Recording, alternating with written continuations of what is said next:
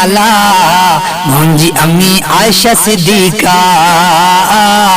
मुंहिंजी अम्मी आयशा सिद्दीका।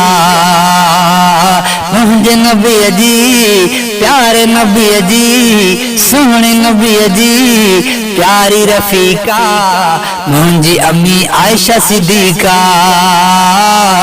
मुंहिंजी अम्मी आयशा सिद्दीका। शान में आला मान में आला मुंहिंजी अम्मी आयशा सिद्दीका। रुतबन में नाम यारी सिद्दीक जी न्याणी, इल्मो फ़िक़ह जी ॼाणू सरकार जी आणी। रुतबन में नाम यारी सिद्दीक जी न्याणी, इल्मो फ़िक़ह जी ॼाणू सरकार जी आणी। सभिनी में प्यारी सभिनी में प्यारी आका खे वधीका मुंहिंजी अम्मी आयशा सिद्दीका, मुंहिंजी अम्मी आयशा सिद्दीका।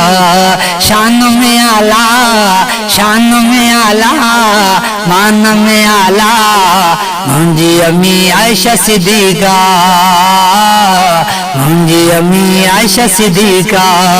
मुंहिंजे नबीअ जी प्यारी रफ़ीका मुंहिंजी अम्मी आयशा सिद्दीका।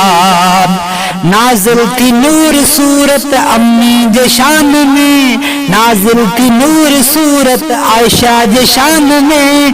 अहिड़ो मिलो न रुतबो कंहिंखे जहान में, अहिड़ो मिलो न रुतबो कंहिंखे जहान में।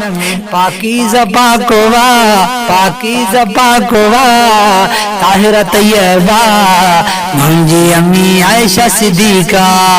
शान में आला मान में आला मुंहिंजी अम्मी आयशा सिद्दीका, प्यारी अम्मी आयशा सिद्दीका।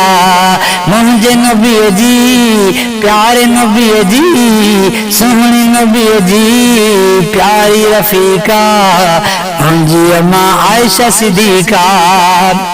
घर उन जो आहे रोज़ो रब जे रसूल जो, घर उन जो आहे रोज़ो रब जे रसूल जो। ये शान उनखे ऊंचो मौला अता कयो, ये शान उनखे ऊंचो मौला अता कयो। जन्नत जी मालिक जन्नत जी मालिक थी आहे अतीका मुंहिंजी अम्मी आयशा सिद्दीका, मुंहिंजी अम्मी आयशा सिद्दीका। शान में आला शान में आला मान में आला मुंहिंजी अम्मी आयशा सिद्दीका। प्यारे नबीअ जी प्यारी रफ़ीका मुंहिंजी अम्मी आयशा सिद्दीका। रमज़ान जी 17 अम्मी वफ़ात कई, रमज़ान जी 17 आयशा वफ़ात कई। जन्नत जी वारिसाणी जन्नत में पहुची वई, जन्नत जी वारिसाणी जन्नत में पहुची वई। उम्मत खां थी जुदा उम्मत जी वालिदा मुंहिंजी अम्मा आयशा सिद्दीका। शान में आला मान में आला मुंहिंजी अम्मी आयशा सिद्दीका। मुंहिंजे नबीअ जी प्यारी रफ़ीका मुंहिंजी अम्मी आयशा सिद्दीका, मुंहिंजी अम्मी आयशा सिद्दीका। नेमत सिद्दीकी सदके जी जल्द शान ता, नेमत सिद्दीकी सदके अम्मा जे शान ता। कुर्बान थिया मां आयशा जी जल्द मानता, कुर्बान थिया मां आयशा अम्मी जे मानता। क़यामत में मथा क़यामत में मथा थींदी शफ़ीका मुंहिंजी अम्मी आयशा सिद्दीका।